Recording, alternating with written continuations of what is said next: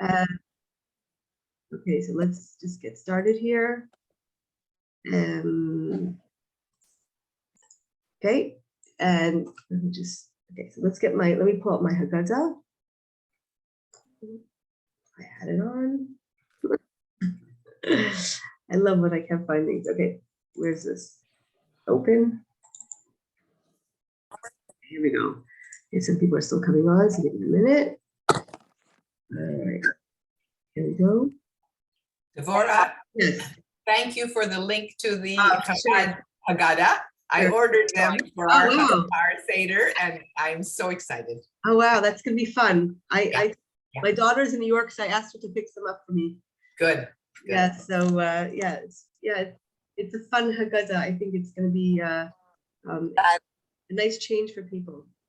Okay, so here we go. Let me get the Haggadah started. Why can't I find it on my screen? I opened it twice. Let me just see here. Okay, let me okay, so, I sent you an email about yes, I saw it. I forwarded it to my son-in-law. He's in charge of the plates, so he's going to take care of that. Speaking of which, let me just get this going. Let me just get this going. So I just saw something cute that they were. 1 second. Let me just get this going. Where are we? Where is my Haggadah? It's on my screen. It's on my desk. It's not there. It is there. Oh, here it is. I ordered and I got already from Amazon Haggadah. I ordered 4 Haggadahs. Amazing. Okay, here we go. Screen, Haggadah. Okay. So today we're going to start with the Haggadah of Pisa. And The one we got, this is Haggadah for what you mentioned? yes, yes. Okay. So we're going to start with let me just check this thing. We don't need this. Okay. So we're going to start with the Haggadah of Pesach, the part that is Magid. So Magid is the central part of the Haggadah. As we know, the Magid, let me just check this. 1 second, give me a minute here.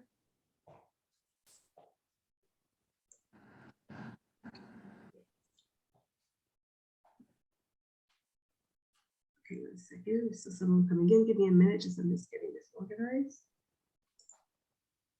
Okay. Okay. So we're starting with Magid. Magid is the central part of the Haggadah. It is the part of the Haggadah that is the crux of the Haggadah, because we have different mitzvot on Pesach. As we mentioned last week, we have the eating of the matzah, we have the eating of the maror, and the remembering of the Paschal sacrifice. And the other part of Pesach is the mitzvah, or the commandment, to tell the story of Pesach. As it says in the Torah, "V'higadah levincha," and you shall tell the story. You shall tell the story to your children. So even though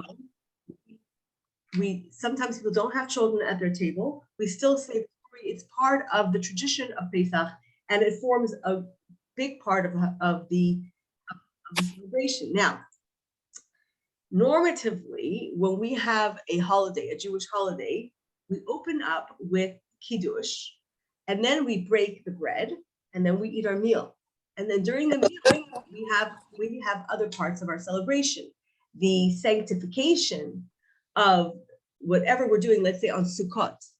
So on Sukkot, we make the sanctification in the Kiddush, and the Kiddush kind of covers everything, and the rest of it is just the meal. Exceptionally, by Pesach, we have a breaking of the normative order of things, where we start off, we say Kiddush, then we wash our hands, but instead of washing our hands for bread, it's for a small vegetable. And then we break the middle matzah, and we dip the vegetable in the salt water, and then we go on to Magid. And then Magid is a whole section. And then after Magid is over, that's when we start washing and we eat our meal. So Magid is inserted, and it's not the normative way to do Seder. I remember once we had some guests, and our Magid takes a long time.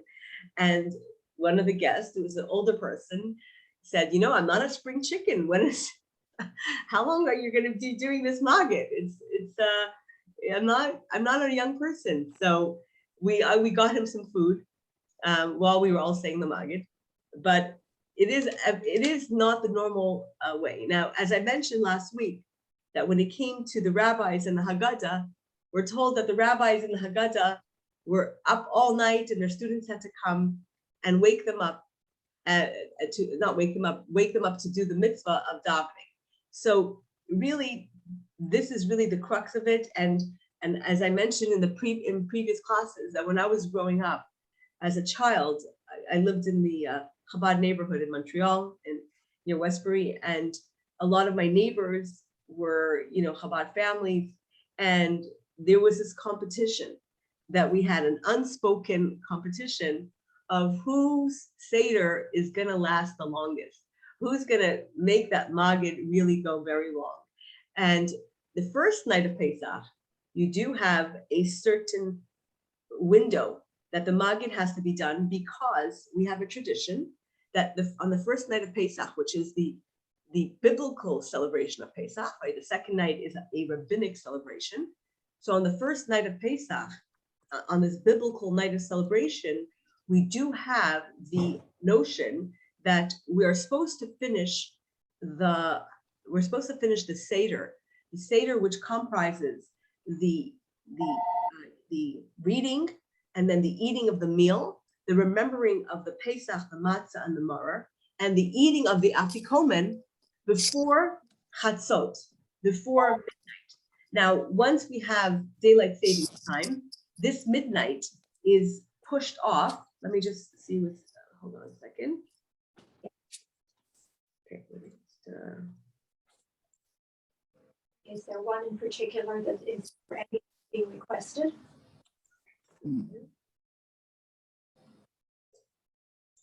No. Well, would you renew them for now? And I'll bring them back after. okay, so let's just put this here. Okay, here we go, perfect. So as I was saying, that we have this notion that we have to conclude the Seder by midnight on the first night of Pesach. And this year, being that daylight savings time has already been started in where we live, that would mean that we would need to finish this part of the Seder by 1 o'clock. So we get a little bit of extra time, but not much. And so therefore, for those people who really like to have a very long Seder, they still have the constraints of having to finish the entire Seder, including the eating of the Afikomen, by 1 o'clock. And then there is the secondary part after the eating of the Afikomen, where we recite the Hallel and where we recite the different songs depending on our tradition.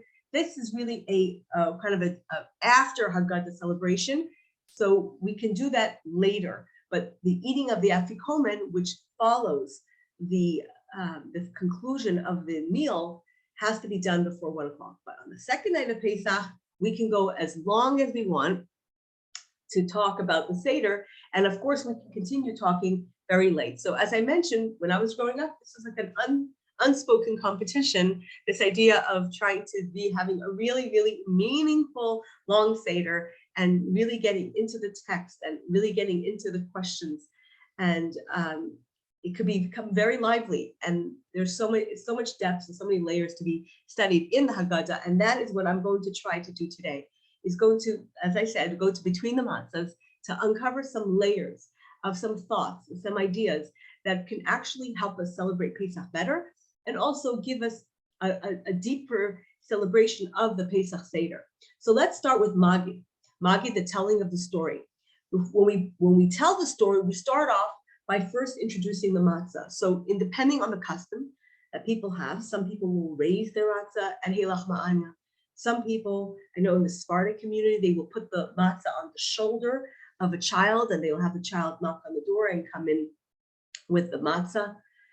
And in the Chabad tradition, I believe, is that we just we open up the cover of the matzah to expose the matzah, and we say, Hey Lachma'anya, or in other nusachot, in other traditions, they say Halachma'anya. Hey Lachma'anya diachala v'sana ba'ar d'Mitzrayim, kol divchin yeseh v'yechol, kol ditzrich yeseh v'yifsach, hashata hacha, l'shana haba ba'ar d'Yisrael, hashata avdin, l'shana haba b'nei chorin. So this is the bread of affliction that our ancestors ate in the land of Egypt. Whoever is hungry, come eat with us. Whoever is needy, come join in our Seder. This year we're here. Next year in the land of Israel. This year we're slaves. Next year we will be free. Now I'm just going to pause for 1 second. Someone just rang my bell and I really apologize for this. This is not part of the plan. I'll be right back, okay?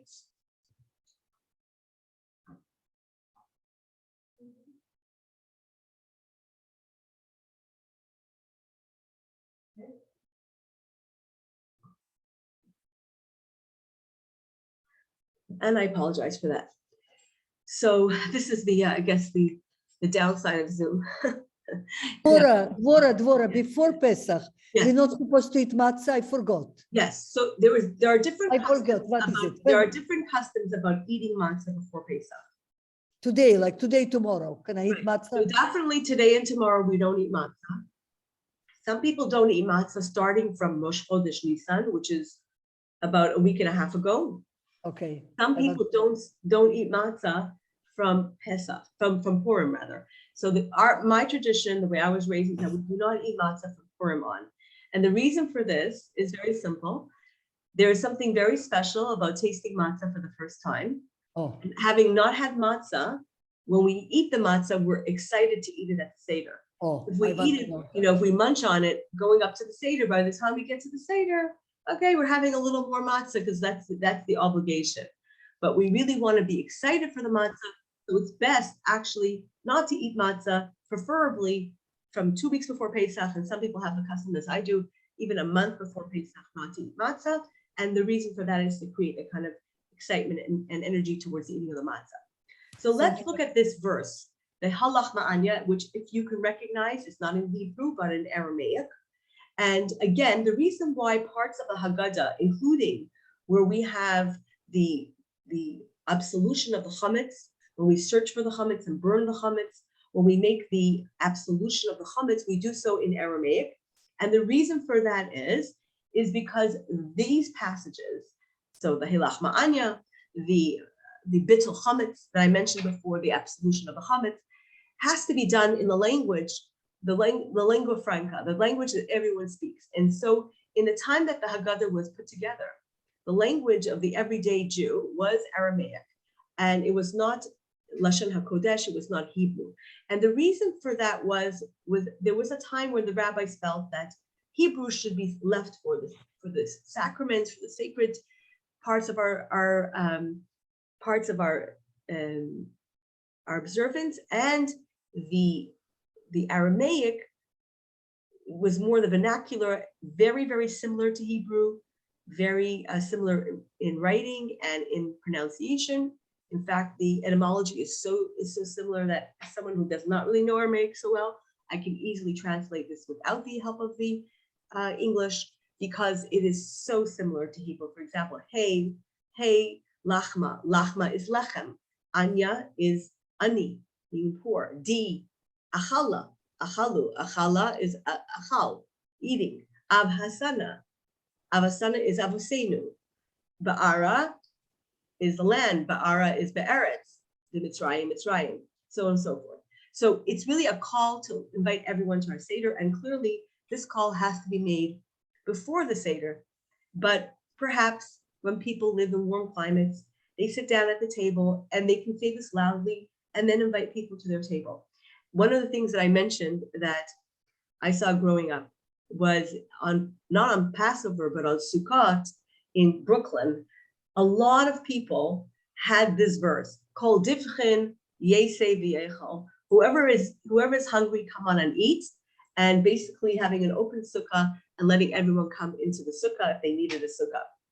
But here we're talking about the celebration of Passover always has to be with guests, always has to be with someone at our table. In fact, one of the great difficulties with COVID was this break of tradition, that we suddenly could not have people at our table.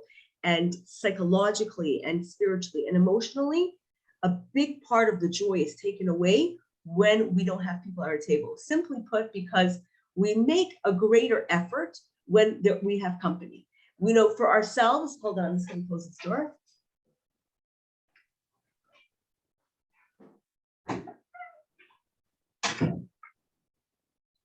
And I apologize for the second interruption. For ourselves, we will do what we need to do, but when we know someone is coming, it just gives us that sense of excitement, and we talk about tablescaping, and we get more into the Seder. And indeed, my kids said to me, "Mommy, this year, are we going to have some guests? Please, let's have some guests," because for them, having a Seder where it's just us, it just is not as exciting. And so it is something to be said about helping people who need to have a Seder join the Seder, and also to share the Seder, because it's not about us, it's a communal celebration. There's a line in this little prayer that we make, or this little declaration actually that we make, that begs for a little question, and that is this. It ends off, this year we're here, next year in the land of Israel, this year we're slaves, next year we'll be free. So in Hebrew,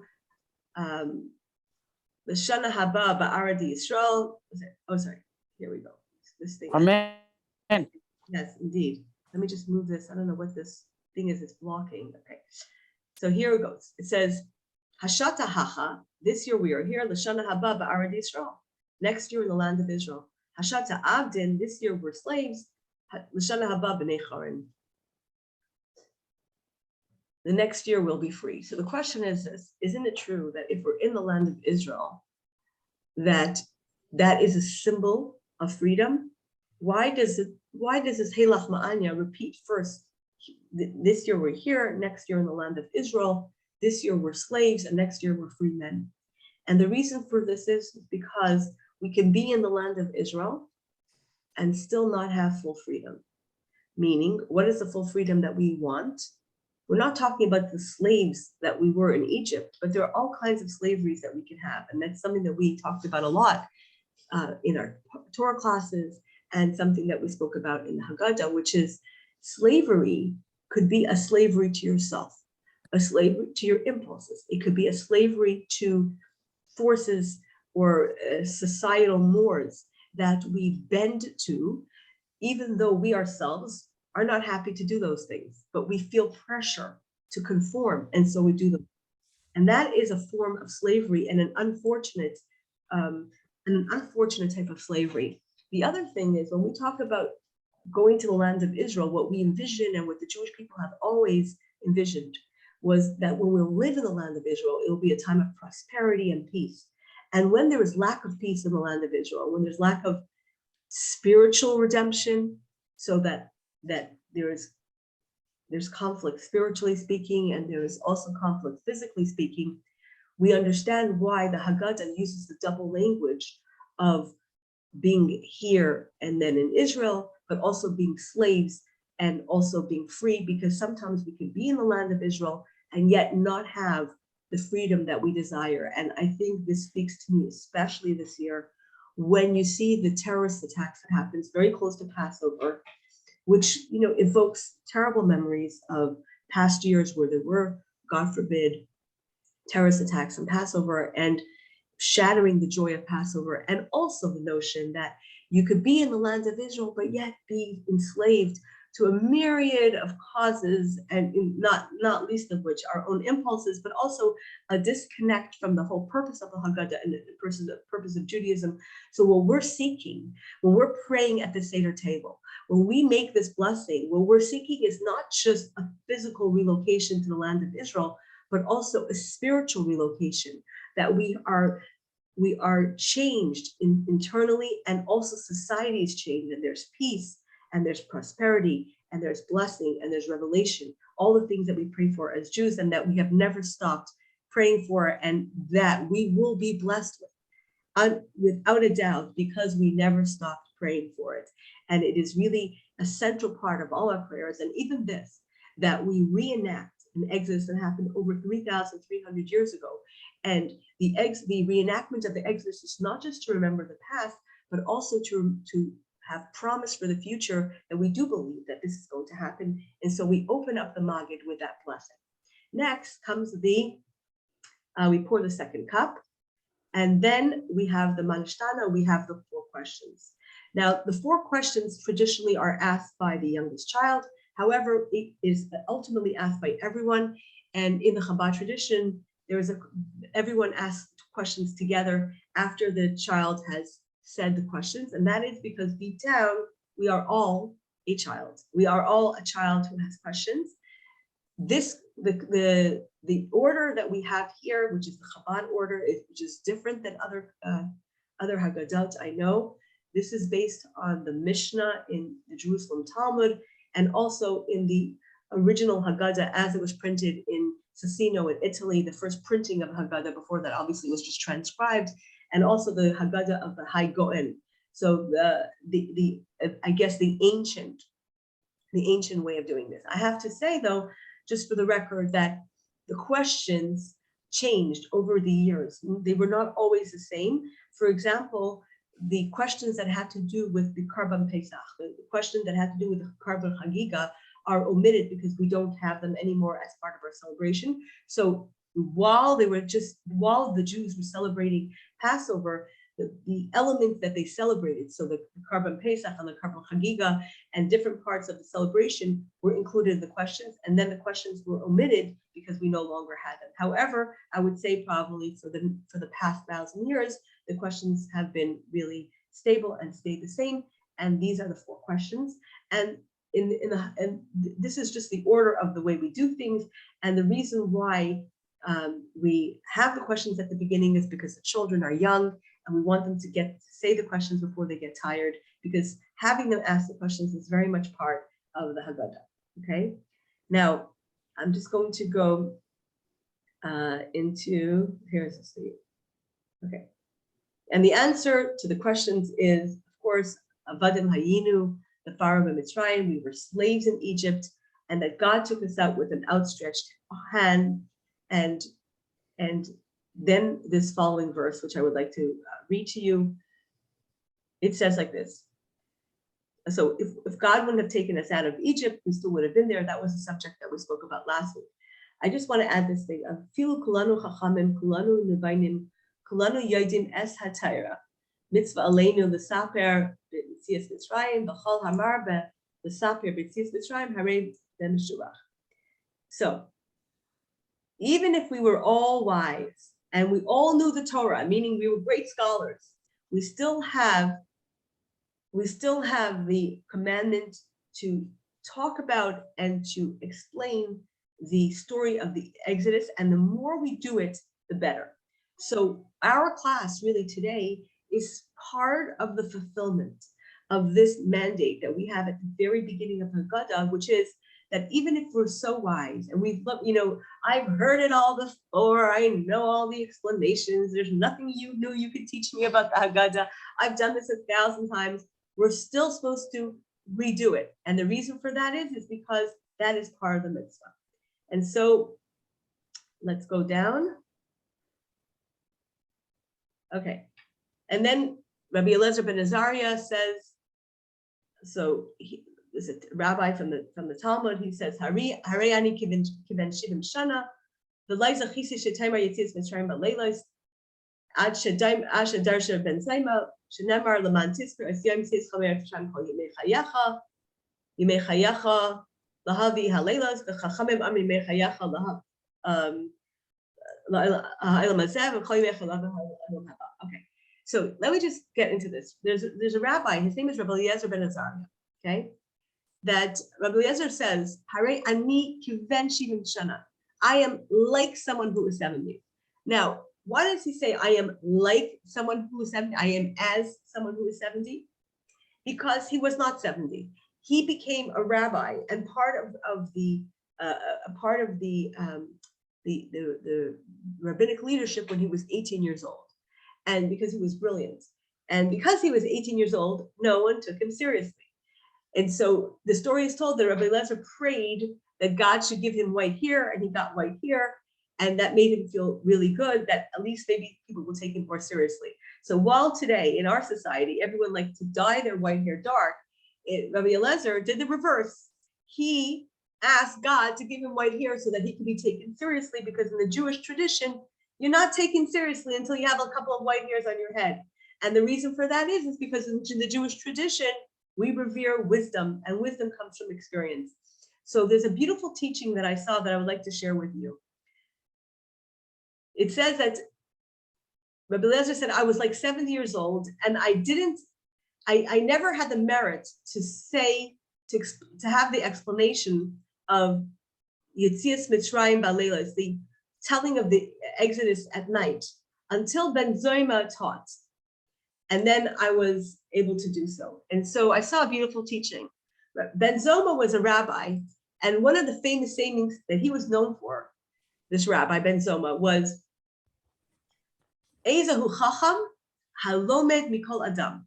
Who is the wise person who learns from everyone? So I saw this teaching. It says, why did he have to wait for Ben Zoma? Because Ben Zoma told everyone, hey, who's wise? Who learns from everyone? Even an 18-year-old, shnook, even a young kid, you can learn from him too. A deeper meaning of this is that Rabbi Eliezer didn't understand how we can celebrate the exodus of Egypt Balelot in the night. The night representing difficulty, meaning how can you celebrate an exodus, a happy occasion, when you are yourself in the darkness, in night? And perhaps because he was a young person, he could not understand how you can celebrate a happy occasion of redemption when you yourself are in a state of night, when you are in a state of darkness. And indeed, certainly it was a challenge to remember and to celebrate Passover certain times in the history of our Jewish people, when we said, how can a person celebrate at this time? How can a person celebrate during the Holocaust? How can a person celebrate when they are going through a personal difficulty, a personal challenge? And so the answer is that there is in the scripture, in the Torah, it says, you should remember the exodus of Egypt all the days of your life. The days of your life are the good days, the sunny days. All the days also come to include the difficult days that seem to be like night. So that is why we celebrate Pesach, no matter what, because it says, all the days of your life. Okay, so that's even if we're in a difficult situation, if we know someone who's in a difficult situation, and life is such that life throws us curveballs, and we may be going into Pesach not with the happiest occasions, or we have challenges that we're facing, we still can celebrate Pesach. And not only that, not only can we celebrate Pesach, but we can actually get strength and derive strength from Pesach. Okay, let's go to the next one. Okay. So it says like this, Baruch HaMakam Baruch Hu, Baruch Shanasan Torah La'am Yisrael Baruch Hu, we bless God. Okay, and the Torah tells us, Kineged Arba Banim Dibra Torah. There are the 4 sons of the Torah, and it is these 4 sons that the Torah talks about. Echad Rasha, Echad Tam, Ve'echad She'eda Yildei V'Shol. One is a wise man, one is a wise son rather, one is a evil son or a bad son, one is simple, and one is the one who doesn't know how to ask questions. So today I would like to get into this 4 sons just a little bit more, okay? So we have the 4 sons. So first of all, what is the origin of 4 sons? Why does the Haggadah present 4 sons? So you could say that when you're talking about different types of personalities, the wise one, the bad one, the simple one, the one who doesn't know how to ask questions, kind of sums up the different kids that we may have, or the different people that we may know. However, it actually has the origin of this is in the scriptures. And the scriptures are as follows. You find it is in let me just get this. It is in the Torah. So we have, hold on a second, my battery is on. Why? I don't know. Okay, so we have the 4 sons. So the first one is, okay, the first source of this is in the Torah, and I'm going to share this with you as well. It comes from Deuteronomy, and it says, Ki yishalcha bincha machar leimar ma ha'edis v'hachukim v'hamishpatim asher tziva Hashem Elokeinu ascha. And if your son asks you in due time, what are the testimonies, the statutes, and the ordinances which the Lord our God has commanded you? So you should say to your son, we were slaves to Pharaoh in Egypt, and the Lord took us out of Egypt with a strong hand. The source of this is Deuteronomy, meaning this is the repetition of the Torah. This is said when the Jewish people are about to go into the land of Israel, and there's a repetition of the Torah. That's the first son. The source for the second son is, it says here that V'haya ki tavayu el haaretz asher yitein Hashem lachem kasher diva u'shmarta mesavayda zayis. And it shall come when you enter the land, and the Lord will give you. And he spoke, as he spoke, and you shall observe this service, and it will come to pass. And your children say to you, your children say to you, Ma havayda hazais lachem, what is this service to you?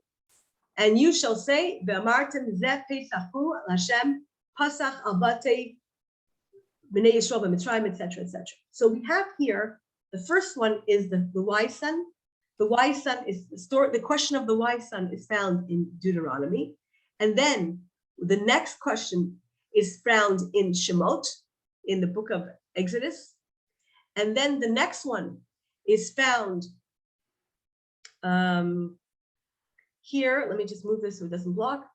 It says here, "V'haya ki yishalcha bincha machar," and it shall come to pass if your son asks you in the future, "What is this?" and you shall say to him with a mighty hand. So this is the third son, right? And that comes again from Exodus. And the fourth son, it says, let me find it. It says here, and you shall tell your child on that day, because of this, God took us out of Egypt, but there's no question. And that is the child who does not ask the question. So we have here in the 4 sons, and the reason why we have 4 sons is because we actually have 4 verses in the Torah, 3 of them where there is an explicit question, that your child will ask you this question. And the 4th one, there is no question, just the answer. So this represents the child who doesn't ask. So in case you think the rabbis were being cute and they picked four types, the reason why they picked the 4 types is because there are actually 4 verses, and those are the verses. Now, I would like to go into the verses of these 4, into the questions of these 4 people, and talk a little bit about the 4 sons. So first of all, let's get back into the Haggadah. Where are you, my Haggadah? Okay, here we go. So let's get into where's my share button? Share button. Here we go. Okay. So first of all, let's get into this. It says, Kineged arba banim dibra hatayra. There are 4 sons that the Torah talks about. Echad chacham, echad rasha, echad tam, echad she'ein l'yidei l'shal. So why do we have the word echad chacham, echad rasha, echad tam, echad she'ein l'yidei l'shal? It seems it's very repetitive. Why can't it just say there are 4 sons, chacham, rasha, she'ein tam, ve'she'ein l'yidei l'shal? There's no reason rather to say echad, echad, echad, echad. So realistically, this is because every single person, no matter how they manifest themselves, so whether they are a Russia, or whether they are wise, or where they don't even know the questions to ask, or they're simple, and this can be on many, many different levels. The simplicity could be spiritually, it could be emotionally, it could be psychologically.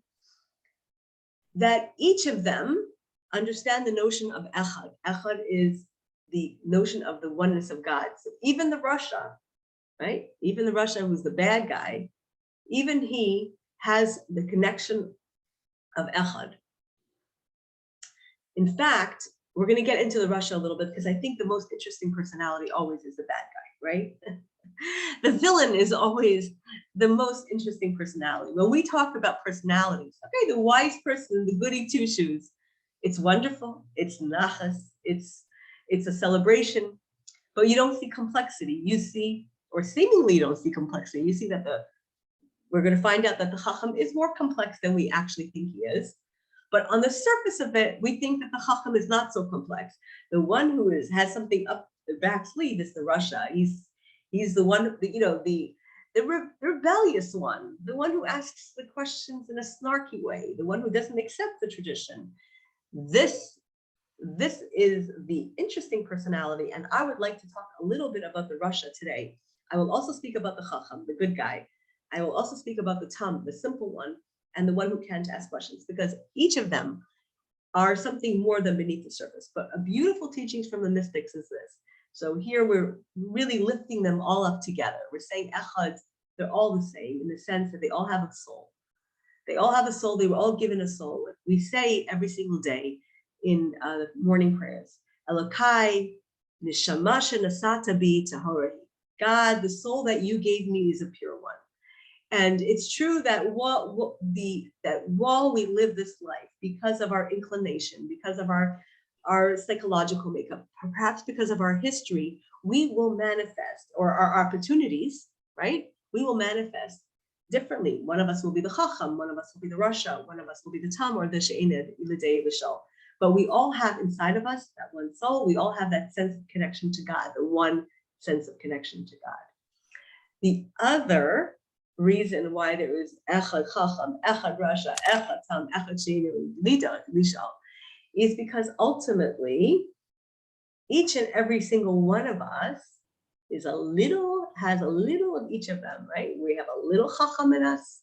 So we have a good guy that really wants to know, or the good girl that really wants to know. And then we have the rebellious part of us that really pushes back.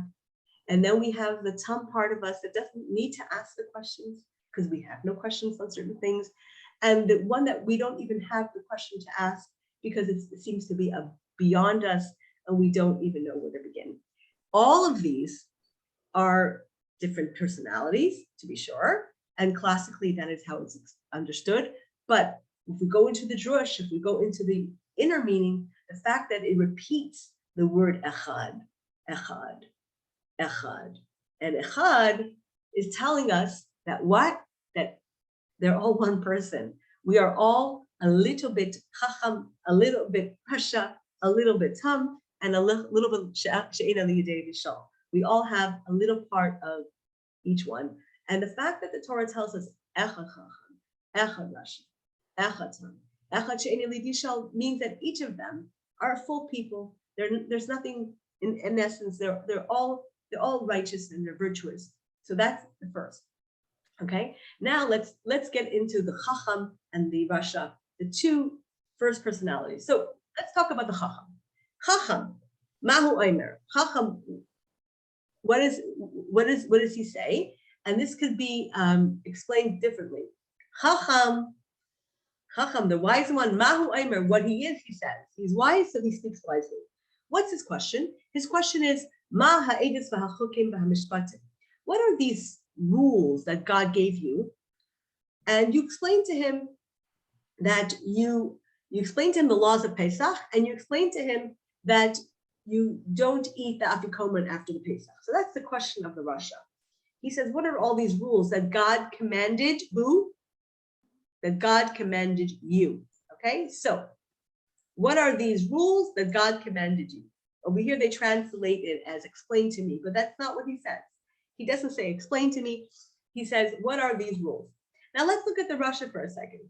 What does Rasha say? He says, Ma ha'avaida hazais lachem. What is this work to you? Okay, what is this? What is this work to you? And what does the Chacham say? The Chacham says, what are all these ordinances? The edus, which is the testimonial mitzvahs, the chukim, the mitzvahs that don't have a rational explanation, the mishpatim, and the average mitzvahs and the rational mitzvahs. What is it? What is it to you? So what's the difference between the Chacham and the Rasha? Seemingly, they seem to be asking the same question. Anyone? Anyone? What is the difference? One says, what are these mitzvahs that God commanded us to you? God commanded you.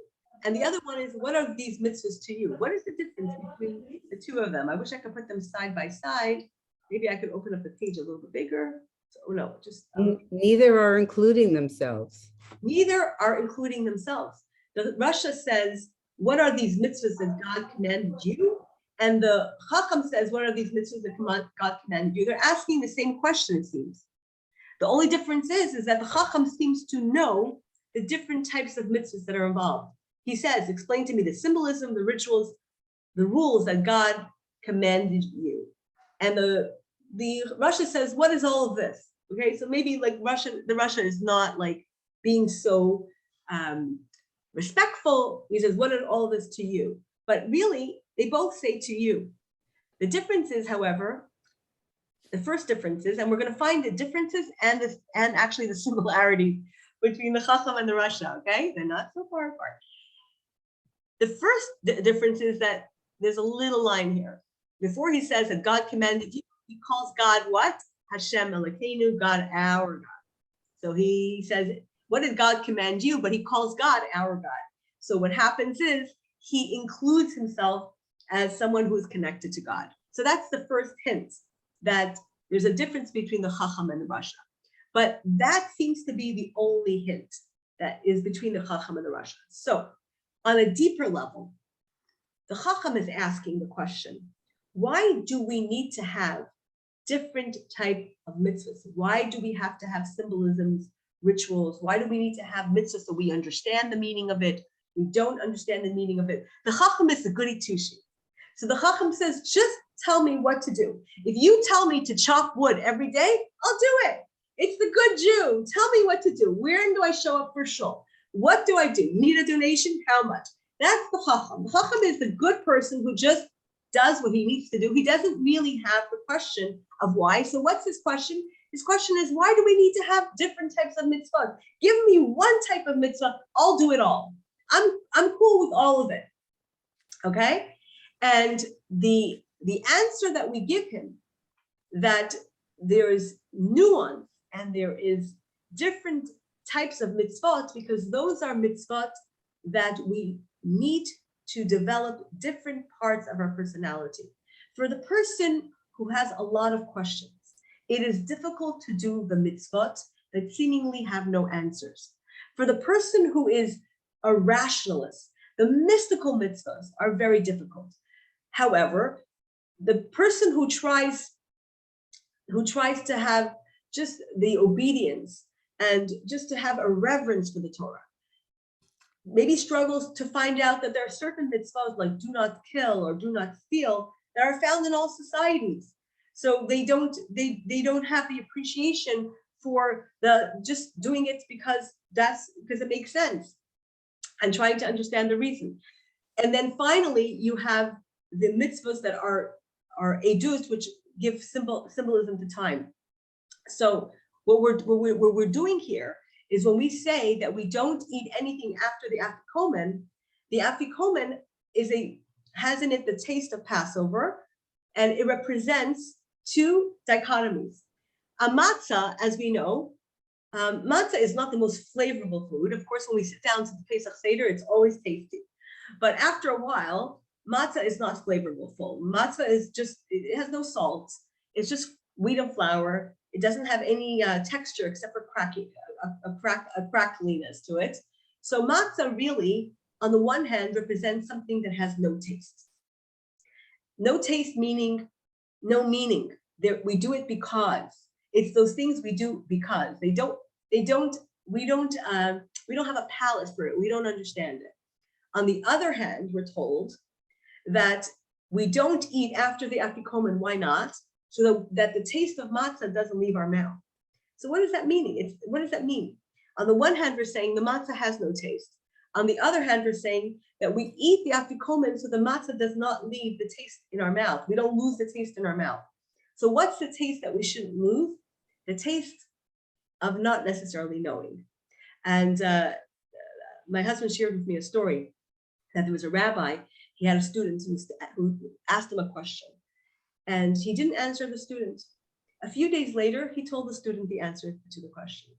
So the student said, Rabbi, can I ask you, what was the significance of the delay in you answering my question? I asked you this question a couple of days ago. Did you not know the answer? Did you have to look it up? And the rabbi said, no, I knew the answer. So he said, so why didn't you tell it to me for 3 days? He said, because a Jew has to learn to live with a question.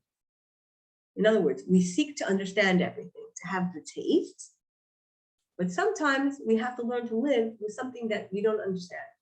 And that's also part of our work as we get ready to do the Pesach Seder. There are things we understand and we celebrate, and some things we don't understand and we have to celebrate them as well. So when the Chacham says, why do we have different mitzvot? We're telling him the reason why we have different mitzvot is because we have to develop different parts of our service to God. The part that we study to try to understand and to delve into and to rationalize and to explain to our intellect, and the parts that we have to say, this is beyond my understanding and I can live with that, and that's okay too. So that's what we tell the Chacham. That's a deeper meaning of the Chacham's question.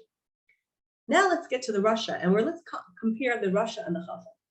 The Rasha asks the question, what does this work for you? Now, the Haggadah is kind of harsh on the Rasha. Haggadah says,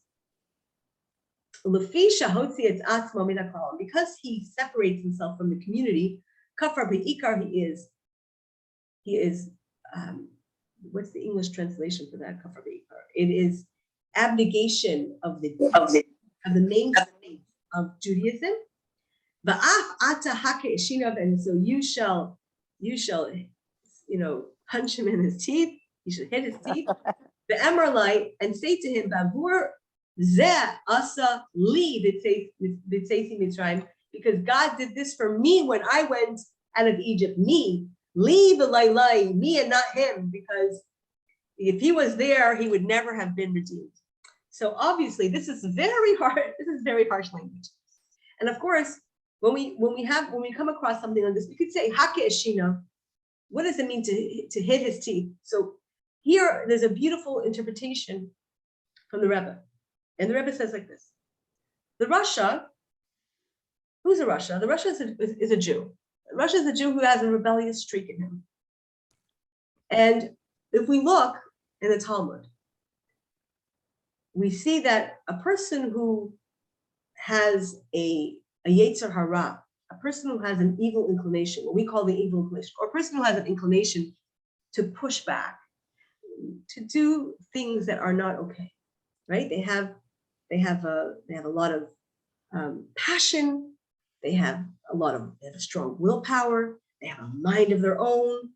They're not the they're not the Yela Tov Yerushalayim. They're not the nice little boy who sits at the gates of Jerusalem, who likes to do everything the teacher says, who likes to fulfill the Torah as it was taught. This is the child that pushes back, that does not accept, that has questions, that mocks. And so the Rebbe says, how do we know about this personality? Let's discuss this personality, the Rasha, the wicked one. Let's discuss what the Talmud says about people who have huge temptations, who do not sit well with following rules, who have passions, who follow their passions. How do we understand such a personality? Okay, so with that, I'm going to take you to the Talmud, where the Talmud discusses the Yetzer Hara in Sukkot. The Talmud has a great discussion about the Yetzer Hara, how the Yetzer Hara entraps us, and what does it do to us. But above all, I would like to share with you something that the Alter Rebbe brings down in the Tanya, and he quotes the Talmud. But in the Tanya, the Alter Rebbe explains this in great detail, but we're going to go into the source of it, which is the Talmud, where the Talmud talks about the person who has the big Yetzer Hara. So the person who we would qualify in the Haggadah as that rebellious child, the child who does not accept, the child who pushes back. And today, for sure, we see this in our own children. We see this in other people's children. Who is this person? Who is this Rasha? Maybe we see it in ourselves. We are that Rasha. So what is this Rasha? What is this bad person? Who are they? How do we understand them? So let's get into the Talmud, into Sukkot.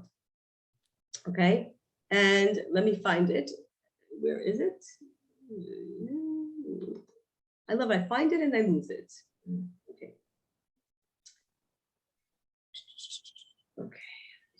it. Here.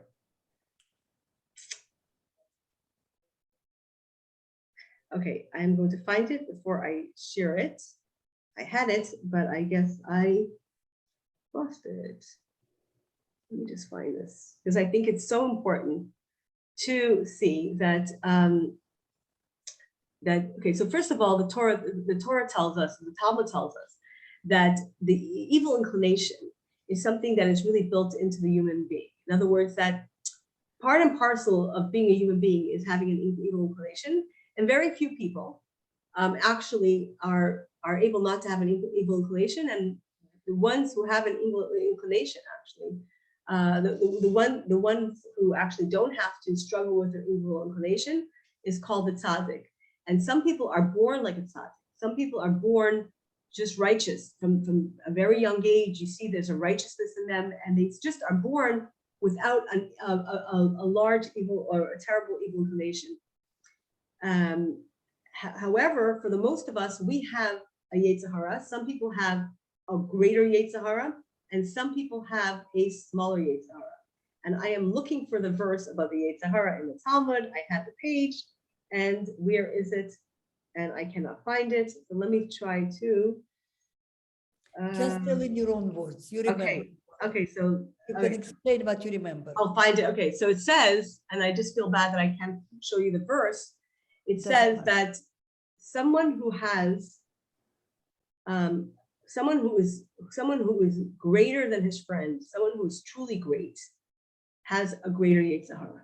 In other words, that a person who is great, a person who is given tremendous talents, a person who is given tremendous capacity, a person who is given the ability to do great things. In other words, they're just built, they're born with a lot of potential, okay? That you see, some people are born extremely talented. Oh, I found it, you see? You found it? Found it, yes. So let's just share this right away. I thought it's such a beautiful. ככל שאדם יותר גדול, יצרו יותר גדול. יצרו יותר Yes, גדול. exactly. So here it says, Tinale kol hagadol mechaveroi yitzrei gadol hemenu. That anyone who is greater than their friend, anyone who is really truly a great person with great capacity, they have a greater, exponentially or relatively greater Yetzer Hara. In other words, when we see someone who struggles with their Yetzer Hara, someone who struggles with their evil inclination, that is an indication that this person is endowed with actually great talents, leadership talents, could be creative talents, it could be intellectual talents. In other words, to the very famous saying, to those who are much is given, much is expected. So I would paraphrase that to say, to those who are much is given, greater challenges are given. In other words, that there are certain people who are born with great capacity, and they can become very, very great either way, and there have a much greater struggle. And so that's why the Tanya, the Alter Rebbe and the Tanya says not to judge. When we see someone who struggles with something, pushes back, doesn't accept, we should not see this as something inferior in the person, because we say, maybe if I would have had those predispositions, I would be doing the same thing, but more so that we see the capacity for greatness is there. So it should be a source of great hope to the person. And so when you see a person who is, really challenging Torah and challenging this with a lot of fervor and passion, know that this person has tremendous capacity for greatness, and therefore God gave them a commiserate pushback, so that otherwise there would be no choice, right? But often you find that the ones who are very nice and follow everything, they're born that way. They're born just not challenging. They're born accepting. They're born with Kabbalat Ol, and they could become righteous. They could be a good yeshiva boy who sits and studies all day long because they're born predisposed. There's another kind of tzaddik, and the other kind of tzaddik is a person who works on himself to destroy his Yetzer Hara and obliterate it, not necessarily born that way, but gets there. And then there is the Baal Tshuva. The Baal Tshuva is the person that did every sin, that they gave into their impulse, they gave into their passions, but they still are able to repair and fix and to grow. And that's why our sages tell us, "B'mkom shebal tshuva omdim, tzadikim gemurim lo yichalim la'amay." In the place where a Baal Tshuva stands, the most righteous of righteous people cannot stand, because the work that is involved, when you are endowed with all that, with all that talent, there's a lot more work involved to overcome and to ask. And so when a Russia, the Russia of the Haggadah asks, what is this all this that we're doing here for you? What is this all this stuff? So it's true that it's true that the Haggadah says blunt his teeth, meaning shut him up. But how do you shut him up? You say, because if you would have been there, etc., etc., etc. However, the Rebbe has a beautiful teaching on this, and I want to share this with you. The Rebbe says like this about the Russia. He says like this: you say to him that when God, if you were in Egypt, you would never have been redeemed. Why? Because before the giving of the Torah, the path to Judaism came from personal achievement and personal merit. So who was involved in Judaism? We find Abraham, righteous, Isaac, righteous, Jacob, righteous, and then the 12 sons who were not so righteous, let's say in their lifetime, they made mistakes, but they did tshuva, they repaired their mistakes, and they stay as part of the Jewish people.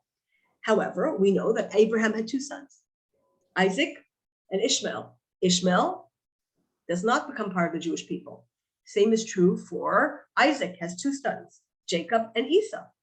Esau does not become part of the Jewish people.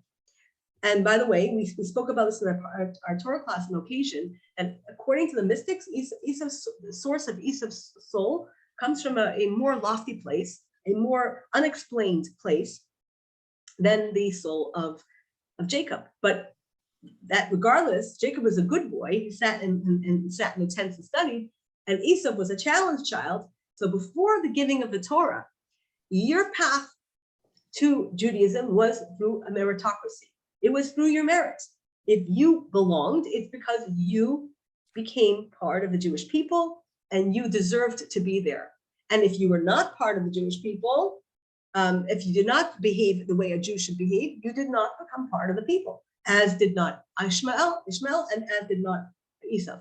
However, the Rebbe explains that once the Jewish people received the Torah,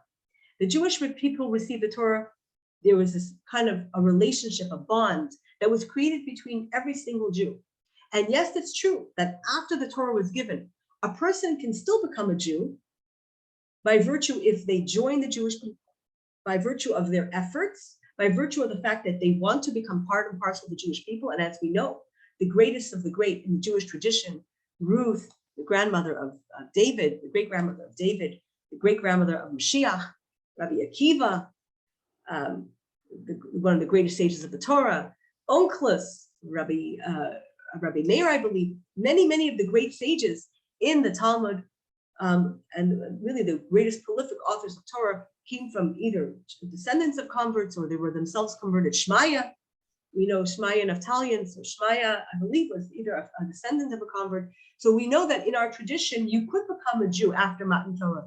You could become part of the Jewish people by virtue of your attachment to the Jewish people and by becoming and accepting the covenant. But for the Jew who does not want to be a Jew, who is lazy, who doesn't want to keep the mitzvot, who throws it all away, the rabbis say, and the Talmud says this, a Jew is a Jew, is a Jew, is a Jew. And therefore, it's true, says the Rebbe, that if you lived, we say to the Russia, if you lived during the time of Mitzrayim, then you wouldn't have left. And we know that when the Jewish people left Egypt, only 20% left Egypt. Only 1/5 of the Jewish people left Egypt. The rest assimilated and stayed in Egypt. So it's true that had you been there, had you lived in Egypt, it's true, you would only have gone out on your own merits. But now, after the giving of the Torah, something cosmic changed in the universe, which is that a Jew is a Jew is a Jew is a Jew.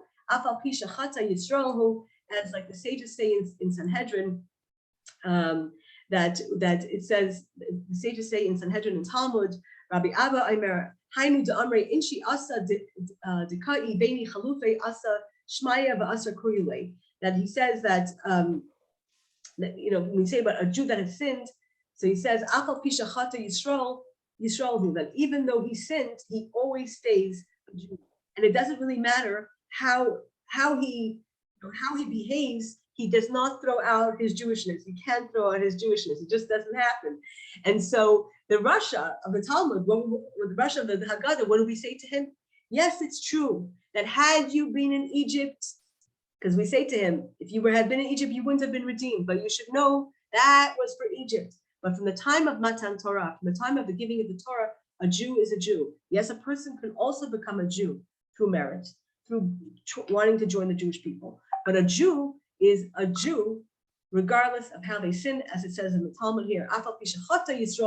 A Jew remains a Jew no matter what they do. And sometimes this is something that people don't understand when there's a conversion program. They say, I don't understand. Someone converts they convert to Judaism and they say, I don't understand something. I have to do all these things. But this person is Jewish and they don't want to do anything. And how come they're still Jewish? Like, is there one rule for everyone? So the answer is this: it's like you have citizenship. You're born in a country. No matter what you do, they're stuck with you.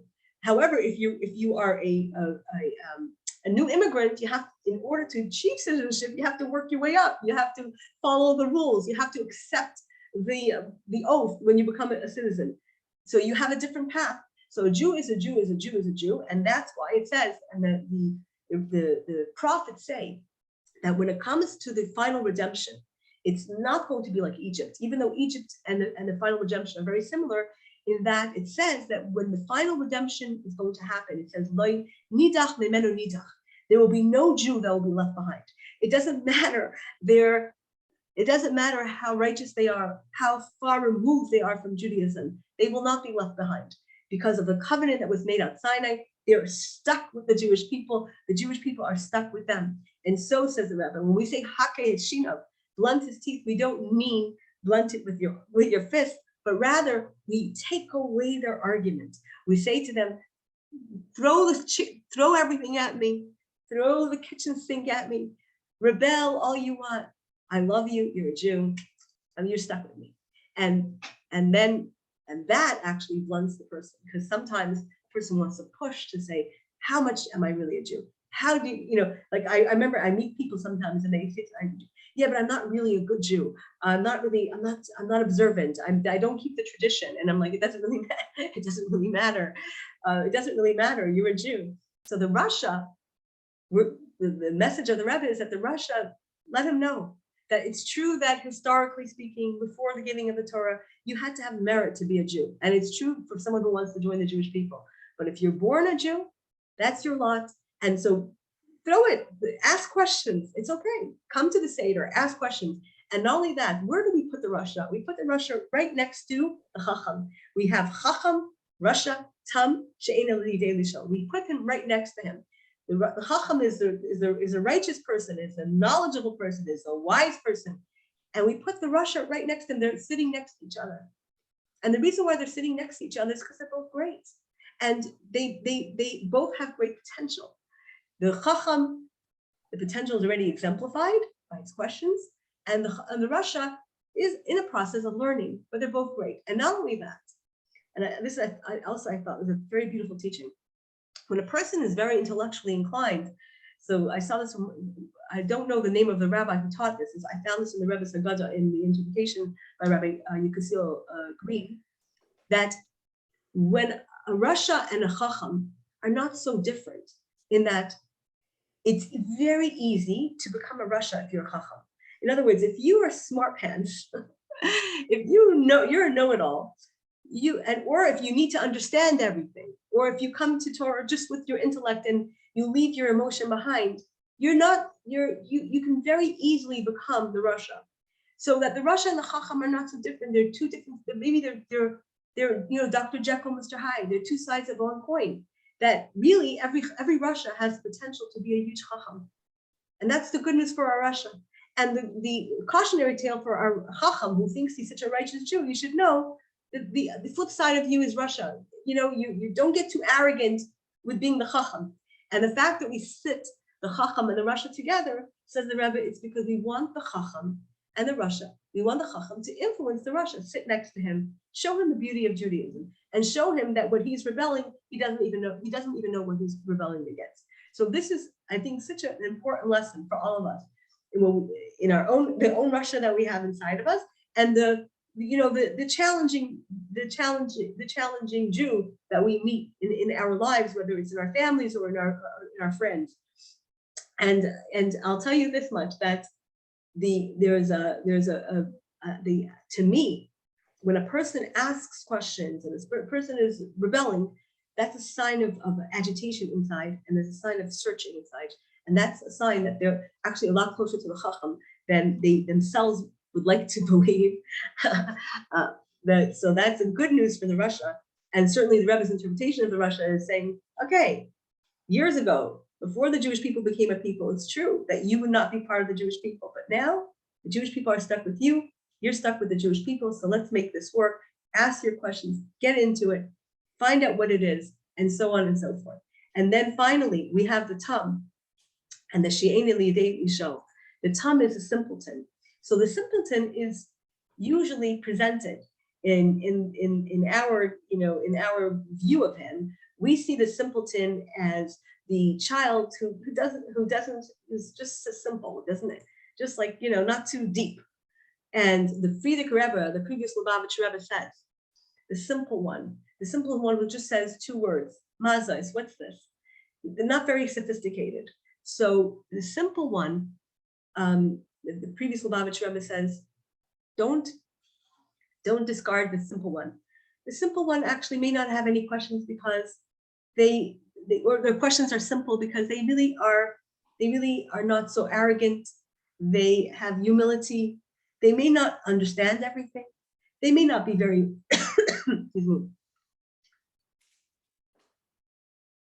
they may not be very knowledgeable.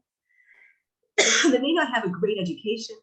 They may not be very sophisticated, but they don't have very deep questions. They ask the questions because it's time to ask the question, and they're okay with that. And that is something, again, when we talk about the four personalities that are found within us, that's part of our personality that we can develop a little more, just to be simple, just to be, excuse me, I apologize for my cough here, just to be uncomplicated, and just to accept things with a certain simplicity.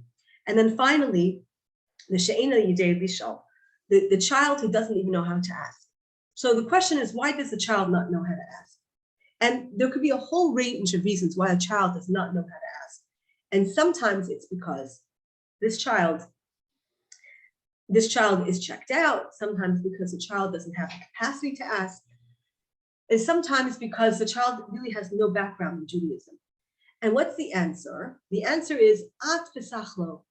You open him up. Now, if you look at the word at v'sachlo, it doesn't follow the usual masculine terminology in the Haggadah. The Haggadah, we're talking about 4 sons, not 4 daughters, even though the rabbis say that the 4 sons means 4 children. It's not 4 sons per se, it's 4 children. So it can mean daughters as well. But we see that the Torah, for practical purposes, the Torah uses, because in Hebrew, there's actually a difference when you say you and you. In English, you say you, it means you. But in Hebrew, when you say you, there's 2 yous. There's at and there's ata. There's the feminine you and there's the masculine you. There's the female and there's the male. So here the Torah is using very interestingly, not that Torah, the Haggadah is using very interestingly enough, the word of at, you, the feminine you, at sachlo. So what does that mean? So the answer that the classical answer that's given is that when it comes to the child who doesn't even know how to ask the question, who has the patience to deal with that child? It's the at, it's the mom. The mom has the patience. She'll sit down. She'll explain the child. But on a deeper level, so it's the woman who can understand how to open up this child. Often a child who needs that kind of help as well with that kind of motherly love. But on a deeper level, the at represents a feminine energy. A feminine energy is a softer energy. It's an energy of reception, lack of judgment. It's an energy of modesty. And so sometimes this child needs that energy towards them. They don't even know how to ask. So this is a person who knows nothing about Judaism. This is a person whose maybe great-grandfather was Jewish, great-grandmother was Jewish, and they're Jewish, but they don't even know why and how. So you use that feminine energy, that nurturing energy, and you bring them into the table. Now, the Rebbe says there's another type of child that's not even mentioned at the table. That's not mentioned in the Haggadah, and the Rebbe says that's the fifth child. What's the fifth child? The fifth child is the child that does not even come to the Seder. For whatever reason, the child is estranged from Judaism, or the child's connection to Judaism is so feeble because of our reality today that they don't even know that the Seder is important, or they don't feel that the Seder is important to them. And so that's the fifth child. So the Rebbe said that the fifth child, it has to be the one that we really focus on, because they're not even coming to the Seder. So we have to call them up, and we have to invite them, and we have to make them feel welcome, and we have to make them feel that this is part of their heritage. And years ago, I think it was in the 1970s, I mentioned this before, that the Federation of New York, the Greater Federation of New York, had a campaign. It was during the time for the struggle for Soviet Jewry, and there was a sense that we should. It was post-Holocaust. We had the struggle, so they said everyone should keep an extra chair at their table to remember the victims of the Holocaust, or to remember the Jews of the Soviet Union who can't come to the Seder, and to leave the chair empty, like as a symbol. So the Rebbe said he heard about this, and he said to them, it's a beautiful notion to have an extra seat, but it is even better to fill that seat with someone who would never show up at the Seder. So that fifth child who would never come, who says, I don't do Passover. I know my grandmother used to do, I don't do it anymore. It's not part of my tradition. That's the child that you stick into that seat. So those are the four children and the number 5. Now, we see in general, we have 4 cups of wine. We have the 4 languages of redemption. We have the 4 children.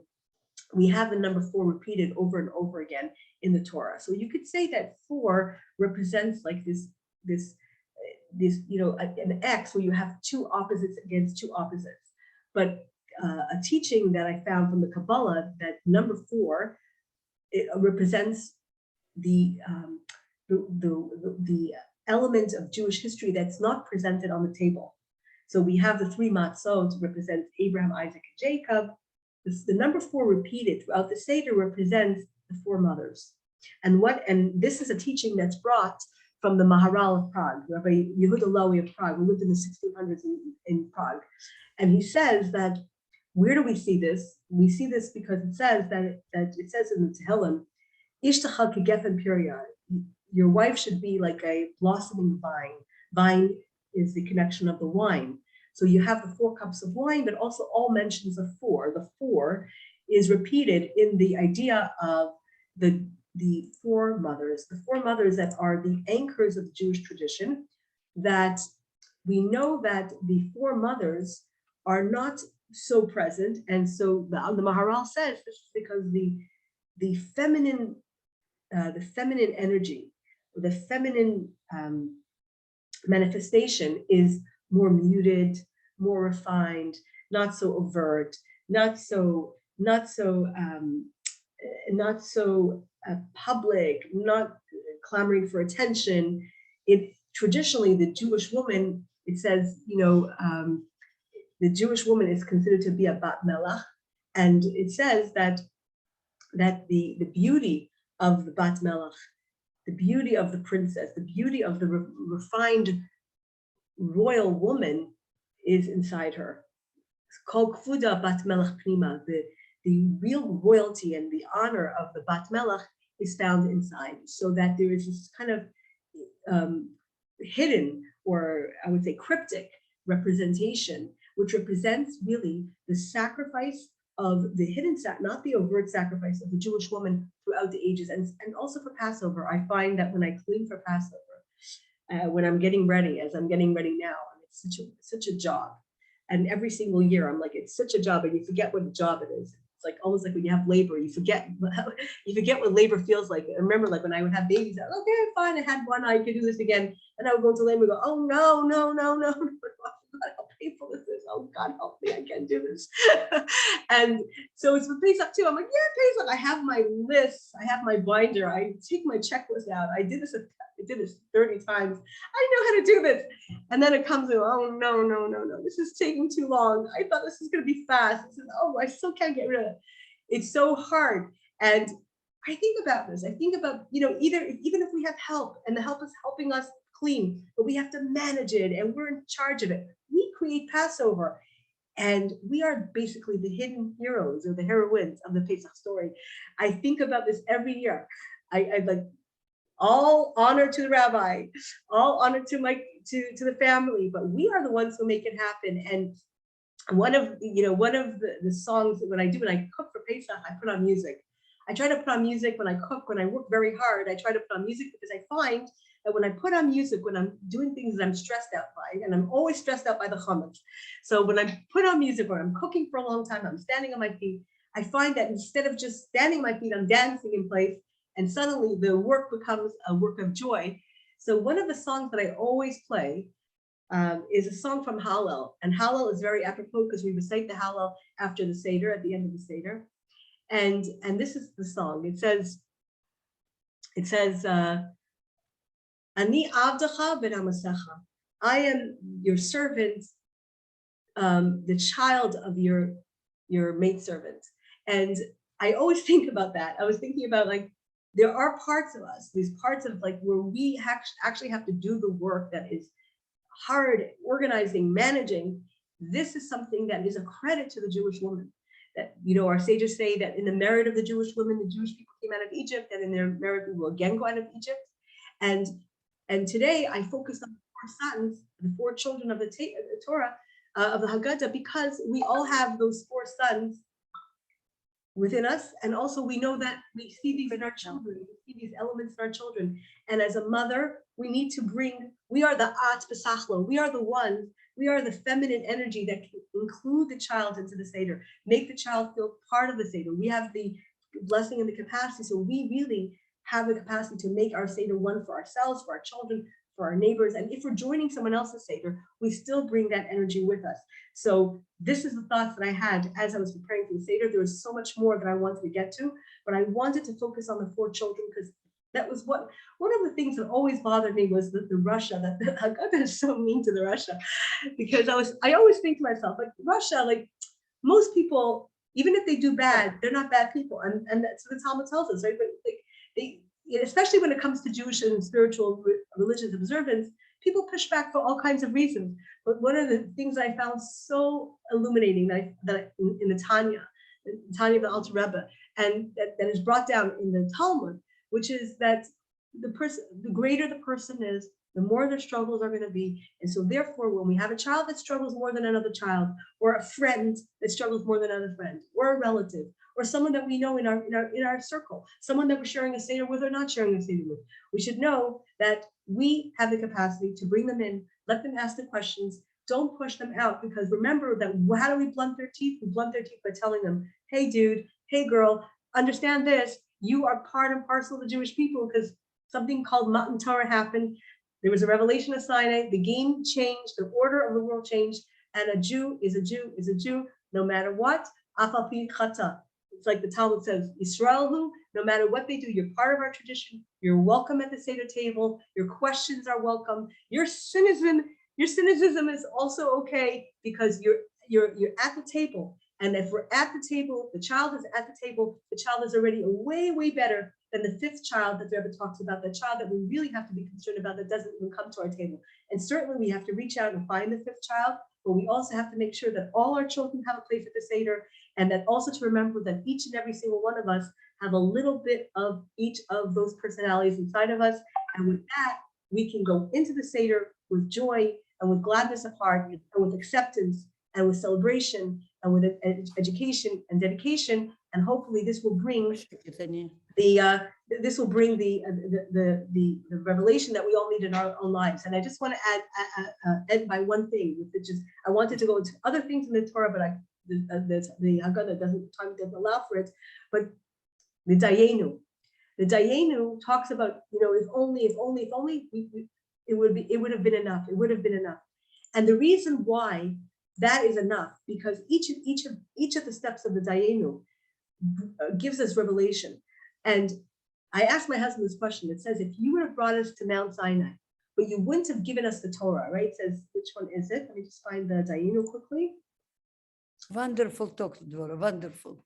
So have a question. if you, I just want to find that one. Even if you brought us to Mount Sinai and you wouldn't have given us the Torah, so I asked my husband, what do you mean?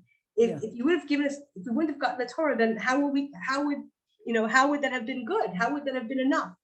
And my husband said, there's a teaching that says as follows. He says that by coming to Mount Sinai, by just standing by Mount Sinai, that was the game changer. That changed our status already. Just coming to Mount Sinai, even if we wouldn't have gotten the Torah, that already changed our status as a family. That changed the status of the Jew as not a person who comes by merits, which we all are lacking in merits, every single one of us. And I'm looking at myself when I say this. We all have to work on ourselves. We're works in progress, and we should never stop. But also to understand that just coming to Sinai changed that. It changed it for us and it changes for our children. So if we have people in our family that struggle, go easy. Remember they're part of the Jewish people, and that if they struggle more, it's because they were given a greater soul. They have greater capacity. They have greater. We call them people kishronot. They have greater talents, and God gave them more challenges as a result, because God needs for us to have an even, the zela umazeh bara elokim. God creates everything with a balance. If a person has tremendous capacity, they have to be tremendously also challenged. And a question of the non-Jew allowed at the Seder table. So this is a good question. Technically, you're not allowed to cook on Yom Tov for a non-Jew, but this year the first Seder is Friday night, and you are allowed to cook before Shabbat. So the prohibition is only in the cooking. The non-Jew being there is not the problem; it is the cooking. So as far as that is concerned, but certainly the Seder should have either people who are interested in becoming Jews or who are already Jewish, not just to have non-Jews, because I think that it dilutes. It's not just it's not a show.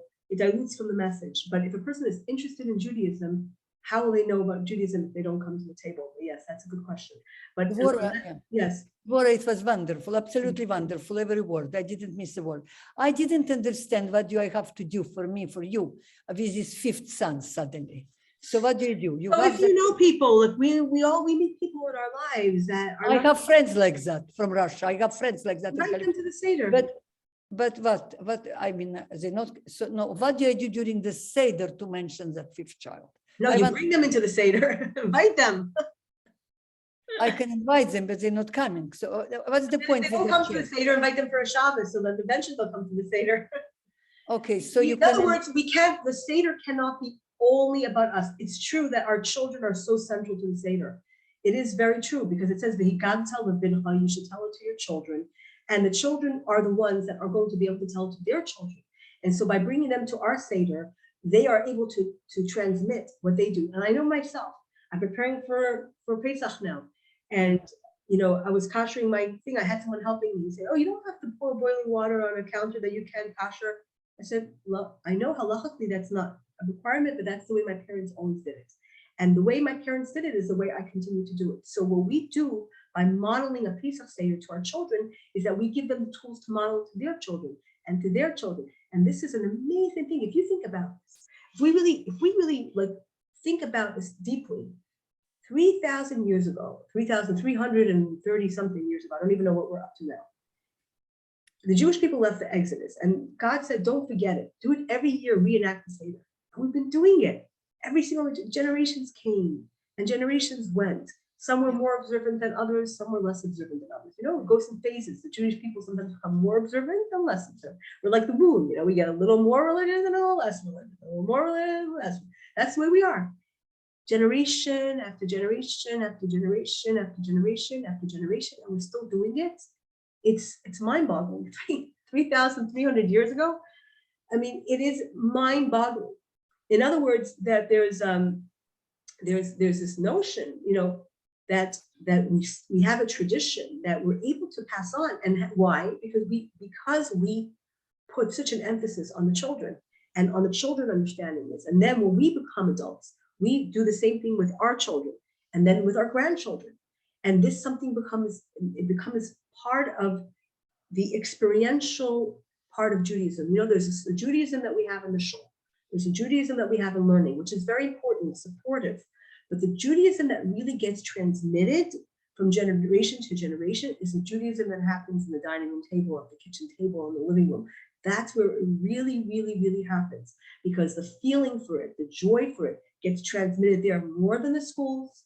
Because in schools, you can have teachers who disappoint you and you can become cynical. And in the shuls, you can have people who come to shul who get honors, who say that they shouldn't get this honor. Look, I know they did X, Y, and Z, and they still honor them. Or you have leadership that you don't like, and that's disappointing. So Judaism is not transmitted there. Judaism, that's supportive institutions for Judaism. Judaism is transmitted in the home, in the dining room table, in the kitchen table, in the living room, and especially around Pisa holiday, where the central mitzvah that's repeated over and over again, and why we talk about the 4 children, and all the children are included, is because we put an emphasis on handing over the next generation, and it happens in the home. And who is the hostess of a home? And who is the high priestess of a home? It's us women. So we are the transmitters of Judaism. That's why 4 women are found in the 4 cups of wine. And by extension, all other mentions of 4, we replay this 4. It's like the silent 4.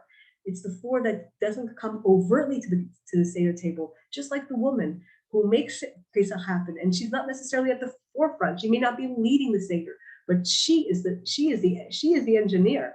She is not the pilot necessarily, but she's the engineer. And the engineer is the one who keeps the safety of the plane and makes sure that plane doesn't crash. And that's what we are in our own lives. We're engineers. We have to take that job seriously, and we have to do that job with a lot of joy. I know this is a challenge for myself. When I get stressed, like Erev Pesach, and that's where the music comes in, and the music comes on, because when you're standing and you have music, suddenly you're tapping your feet, you're tapping your hands, and whatever it is there that was bothering you is not bothering you as much. And if the delivery didn't bring the things that you ordered the way you asked for it, you don't get as upset because you're listening to music. So those are things that we know that can help us as we go through this holiday, and to also understand that we are the carriers of this tradition. And like I love to sing, Ani Avdecha ben Amasecha, I am the servant, the child of your handservant. We are there, we're part of this, we're making it happen for the next generation. And please God, may we see the ultimate Seder, the true Seder in the full meaning of the word. Seder means order, that there should be order in the world, that there should be justice in the world, that there should be peace in the world, that there should be kindness in the world, there should be healing, there should be an end to suffering. And this is something that we have always maintained. In the 5th cup that we have on our Seder table, the cup of Elijah. That cup is for the future of the promise of a better tomorrow. And that when we open up the cup of Elijah, when we open up the door to Elijah, we say, Shavo Chavascha ala Gayim, Asher Yeducha, pour your wrath on the nations that don't know you. We are really asking for the end of oppression and the beginning of redemption.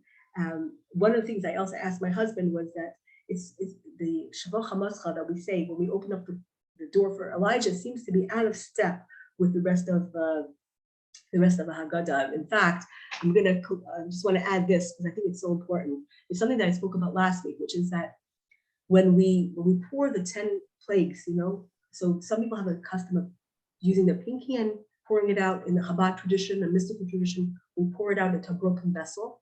And the reason for this is that even though we're celebrating a beautiful holiday, the suffering that came with that holiday, we want to pour out. We pour it out of our cup. And the Chabad tradition is so interesting that we don't keep this cup on the table. We remove it right after we use it. We try to use a broken vessel, which is already not a good vessel. And then the we pour this cup, and then we pour out the wrath, we pour out God's wrath, and we're left with this cup of blessing. So the end prayer, Shavot Hamas Chalagayim, seems to like come into contrast, like pour your wrath on the non-Jews who don't follow your ways. In fact, one of the reasons that you have a non-Jew Seder, they may misunderstand this. So this prayer was actually written by the rabbis. It was added much later on in Haggadah. It was added during the Crusades when Jews were slaughtered, right, left, and center, for not taking the cross, or for just because they were Jews, or they weren't going to go to Israel, whatever reason. There was during the Crusades, there was a complete annihilation of the three centers of Judaism in Germany. There was three cities, Speiser, Mainz, and Magenta, that were the center of Jewish life. So you can imagine like three centers of Jewish life today, God forbid, in North America, that become completely decimated and wiped out. There's no Jews left there. It becomes like a shadow of itself. That's what happened during the Crusades. It was a devastation that the Jewish people could not recoup. Actually, like on the level of the Holocaust, because relatively speaking, it did the same kind of damage. And later on, this prayer was maintained, fortunately, because we had so much persecution. The Jews in Spain were also forced to convert or suffer death or expulsion. And then we had this throughout our history. And recently in the Eastern Europe, so we talk about what happened now in Ukraine, but the Jewish people also have a history in the Ukraine, which is hundreds of years, starting with Khmelnytsky, who really also decimated whole Jewish populations, and then again pogroms and repeated pogroms. So we maintain this prayer in our siddur because really what that prayer represents is a time that there will not be wanton violence, that will not be genocide and persecution. And so we do say this when we open the door for Elijah, because Elijah is the one who's going to bring us the Surah Torah. It says that Eliyahu HaNavi, Eliyahu HaGiladi, that he is going to be the one, Mevaster Besaros Tovas Yeshua's V'Nechamas. He is the one who's going to bring us the good news. So when we open the door for him, that's when we say this prayer, because we want an end to the suffering. So the Passover Seder is not only a remembrance of the past, it is a connection to present, the generation that is now here getting involved in the Seder, but it's also a promise of redemption for the future, which is represented in the cup of Elijah, which is represented in the door opening for Elijah, and which is represented in the great Hallel and the singing that follows at the end of the Seder, which is really this, after we finish the fourth cup of wine and we sing, that singing is really a singing for the redemption. So every single year, we remember the past, we celebrate the present, but we also anticipate the future of a promise of tomorrow that is filled with light and joy and happiness and health and vigor and long life and even eternal life. And I know that people look at eternal life and they go, that sounds like sci-fi, but today there are people already talking about how we extend life and what is the elixir of life. And I have no doubt, scientifically speaking, that this will be found, because God will want it to be found, because part of the plan, we're told that there's going to be health, eternal peace, and this is the last part of the Seder. We go towards the future. And that's why the Jewish people have never given up, because we conceive, we see in our mind's eye, if not physically, but at least conceptually, we see that there is going to be a better day. We hope for it, and it is our hope that brings it. So may it be very soon. I want to wish everyone a Chag Kasher V'Sameach, a very blessed holiday, a healthy holiday, a happy holiday, and a kosher holiday. And if you need any matzah, shmor matzah, we have, just email me. I'll get someone to bring it to you. If you need shmor matzah, Seder plates, again, Hannah, someone will get to you for that. And in case you need any other help, we'll be happy to help you. We're in this together, and may we go from strength to strength together. And when we have a meaningful Seder, one that is transformative for ourselves and for our family. And remember, women, we have to keep the joy in our voices and in our step, because we influence the society and the people around us, and from joy becomes more joy, and joy breaks all boundaries. So even if we're struggling with things, even if we have things that cause us a due amount of stress, remember that joy breaks all boundaries, and especially when we have so much to organize, we have to remember to tap into that joy, and the joy of being part of this exceptional nation that still maintains a tradition from 3,500 years ago is something that we can all celebrate, because that is something that is so awesome. And I think it's time that the Jewish people give themselves a little pat on the back and say, we're pretty awesome. You know, that no matter what has happened to us as a people, we maintain this. We maintain this tradition, you know, in our own way and in our own understanding. And there's such a plethora of color when it comes to Pesach celebration, depending on our tradition, but we're there, we're doing it, and we don't necessarily understand all of it, but we do it with a certain humility and a certain reverence for the holiday. And that's something that is certainly cherished by God. And that's something that we can be proud of and that we can bring to the Seder table and say, God, look, you see, we're doing it again. You know, despite everything, we're doing it again, and we're connected, and we're seeking to connect ourselves and our children. And may we be successful in that regard, to connect ourselves and to connect our children. And if we have grandchildren, if we don't have children, friends, family, relatives, nieces and nephews, cousins, whoever else is in our orbits that we can influence, may we have that influence that they need to have from us. And maybe be a good source of inspiration for them as well. So Chag Kasher V'Sameach, and I'm there. If you need any questions on things, just email me or WhatsApp me, text me 514. I'm going to put it in the chat again, 9796744. Like I said, I'm so much better with my chats and then You're good with everything. Devorah, it was absolutely wonderful. Thank you very and I much. want to add to your saying about woman, I give you another metaphor, that the husband is a head and the woman is a neck. Yes. That's exactly. It doesn't move. So Yes. that's what we are powerful. So I think that sometimes, you know, the husband leads the Seder and he's like a pilot, you know, the pilot, you know, pilots, everyone wants to be a pilot. A pilot is so I don't know, there's something about a pilot, but the engineer who designed the plane, who makes sure the plane is safe. And the neck who moves the head, and the Yes. neck who moves the head. Yeah, so we have to Another remember that. And you know what? Engineering is much more tedious because it's not one flight, it's multiple flights. Right. Make sure we have to God forbid, a little, you cannot and we afford have to keep fine tuning the engine. We have to keep fine tuning, and that's what we women do. We always fine tuning, and it's up to us. And God depends on us. But God told us that it is in our merit that the Jewish people went out of Egypt. So we know that we're responsible for this.